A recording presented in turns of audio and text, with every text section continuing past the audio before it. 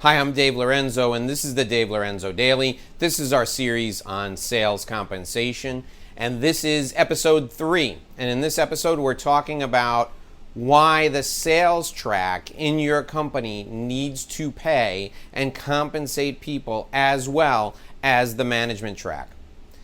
In any business, there must be 2 tracks. One track that focuses on developing people who will ascend to a management role someday, and the other track that recognizes and rewards people who are fantastic at building and developing relationships. Oftentimes, when I get called in to help an organization with their sales strategy, I look at what they're doing, and they're taking their top performers from a relationship development perspective, their top performers from a sales perspective, and they're promoting them into management. And this kills the company because it takes one of the best players off the field. It takes one of the best relationship development people off the field and puts them into a role they're not comfortable in and they're not suited for. In your company right now, you need to develop a sales track which recognizes, rewards, and compensates people at the highest level for relationship development. In some organizations, the top performing salesperson will make as much as people in a leadership role. In mid-sized businesses, the top performing salesperson may make more than the CEO. And you have to be comfortable with that from a short-term perspective because you keep the long-term in mind when you're that business owner or business leader. Salespeople are the lifeblood of your organization.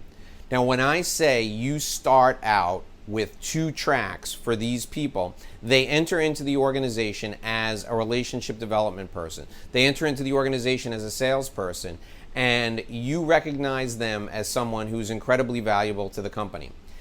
They're as valuable as a management trainee, and then you give them the tools they need to be successful.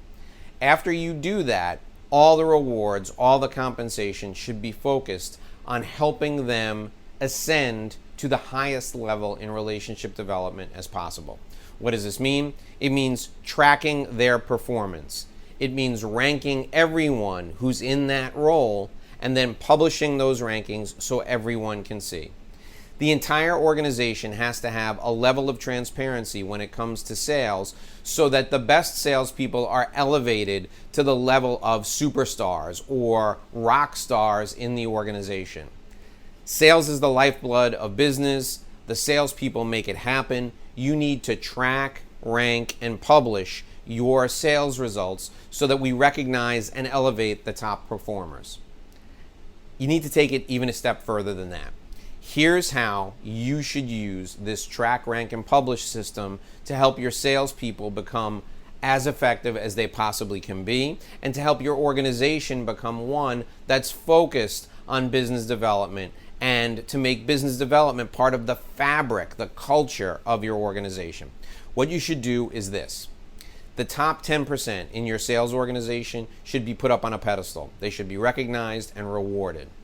The next 20% beyond that should be given additional training and support. They should be given everything they need to elevate their game so that they move from being in the top 30% to moving into the top 10%. The bottom 30% of your organization, the last 10%, you cut them loose. You get rid of them every year. Every year when you assess people from a compensation and bonus standpoint, the bottom 10% get thrown out. The next 20% above that, you give them remedial help to make them just up to the point where they're successful. If they're not successful beyond that, they fall into the bottom 10% and they get tossed out. So you have a top 10 and a bottom 10. The top 10 are recognized and rewarded, the bottom 10 are fired. Then you have the next 20 at the bottom and the next 20 at the top. The bottom 20 are given remedial help. The managers are on top of them, making sure they're following their basics just to get them up to the point where they're successful. The top 20 are given extra tools, extra guidance, extra support, and that 20 is where the managers spend most of their time, helping them elevate their game so they can get into the top 10. And then the people who are in the middle, they're given tools, guidance, and support so that they can elevate their game to the next level as well. but they're not given the tools, guidance, and support that the top 20 are given, but they're given more than the bottom 20 are given. Your entire organization is focused on helping the strong get stronger, helping the best get better, and helping elevate that level of people so that the rising tide lifts all boats. You take people who are on the margin and you help them get to the acceptable level, and you take people who are not cutting it and you give them the support they need when you train them and develop them at the outset. And if they don't respond, you get rid of them, you cut them loose, you remove them from the company. Track, rank, and publish. Focus on your top 10% and then the 20% just below them. Exit the bottom 10%. Give the 20% just above them the remedial tools they need to become adequate. And if they don't cut it and they drop to the bottom, then you get rid of them as well. Your company must have two tracks. The success track in sales leads to being put up on a pedestal and receiving top dollar compensation. And then the management track, which helps to run the company overall. Never promote the top salesperson into a management role, and only take the people from management and put them into sales if they've shown the aptitude and the ability to do it. I'm Dave Lorenzo, and this has been the third video in a sales compensation series. Make sure you watch the other two videos. You can find the links right down below this one.